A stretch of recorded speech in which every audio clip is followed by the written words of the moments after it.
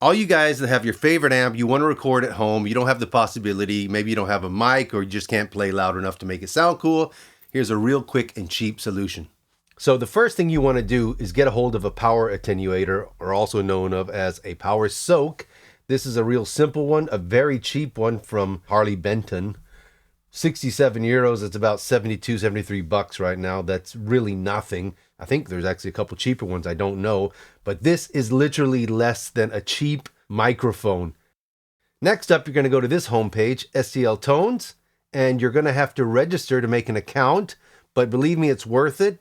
You probably have to give a little information, your email address and so forth and so on. But like I said, it's worth it. You get a bit of advertisement, but then you get this free stuff. Then you're going to go to downloads. You're going to go to Ignite.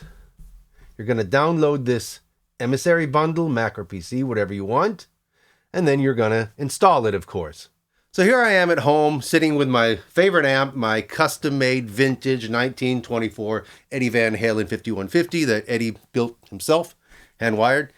And I want to record it. Like I said, I can't get too loud. I'm going to plug my guitar player in. Here he is. He's just waiting right there. He's in another room. And I've plugged the speaker output into the speaker input here. It's got 3 inputs, 4, 8, and 16 ohm. So you're set. You're good to go. It's got 2 outputs. One is an XLR. It's a mic modeler or something like that. Don't bother. It sounds terrible. It's not worth the effort. Then you have a simple line out. I think it's unbalanced. I could be wrong. And I'm going to plug that directly to an input of my interface. In the front, we have 2 knobs. There is a speaker attenuation. That just makes the speaker volume louder or less. I find this position to be a pretty good position, 11 o'clock for recording. And this is your output, and you just adjust that as you need it to go to your interface. What's important to know that a power attenuator or a power soak can take the place of a speaker so that your amp doesn't blow up, because your amp is sending out energy and it has to go somewhere, right? And that's what a speaker is doing. It's absorbing this energy. In this case, this thing is absorbing energy. It has some resistors in there, as I can see, and there's a fan that sometimes gets a little bit annoyingly loud, but if you're clever, you can put it somewhere where it doesn't bother you.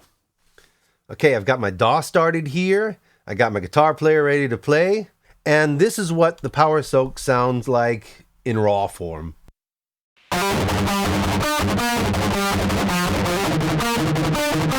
Needless to say, that's not very nice. It's, of course, first of all, noisy because it's the actual noise from the amp, and secondly, because it's purely the sound of the power amp stage. We don't want this. So we open this Nadir plugin. Now, this is an impulse response player. It comes with a few different speakers. These are speakers. You can see here it says a 4x12 V30 with a SM57 placed at the center, and here's the same one off axis. Here's one with a 441 center and off axis, a 421 with a 45 degree and in the center. We have the same thing here left and right? These are 2 different boxes. You have a balance control between left and right, and it's very important to know this. First of all, that's very hard to get back to 0 for some reason. I can't seem to click it back to 0, whatever. Now, although you have 2 speakers, this fader does not go down to infinity. It goes to -18. That means if you put sound through it, you're still going to have some sound going on. So I just wanted to make you aware of that before we get started. Now you can do 2 things. You can either solo the speaker sides as you want, or you can just turn your balance left to right, because we're using this in mono anyway, not in stereo, but we can have some advantage with that. I'm going to take the first speaker. You have to select it by double clicking on it, activate my input monitor, and this is what we got. Right away you hear that it sounds like an amp, an actual amp, and we can go through the speakers and listen to the differences.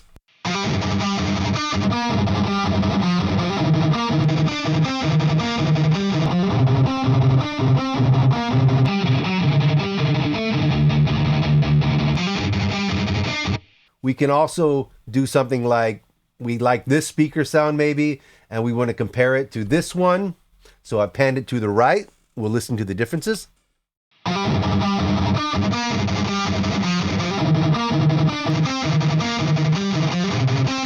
We'll add them together. I'll put it around 0. Oh, I almost made it.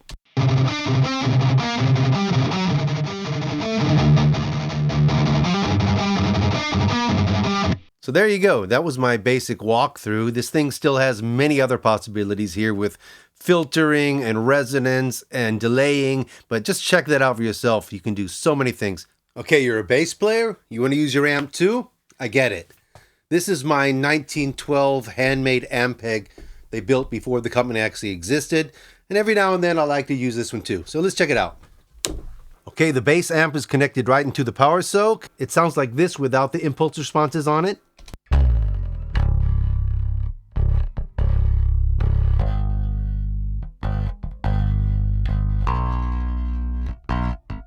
Yeah, no big deal. It's nice and clean, almost like a DI.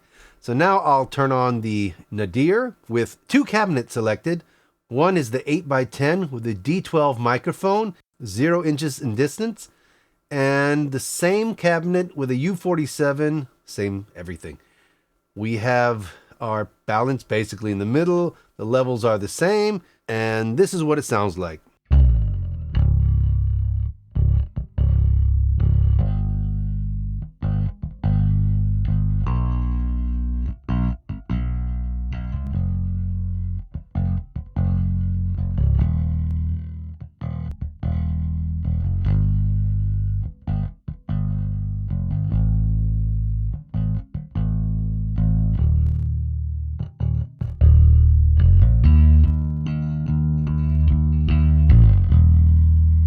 And here again, you have thousands upon thousands of choices. You can buy these things online. You can get them for free with people sharing them or willing to share. And the sky is the limit. It gives you so many possibilities. You can use your beloved amp and literally go crazy. So I hope you liked this video. Until next time, take care and have a good one.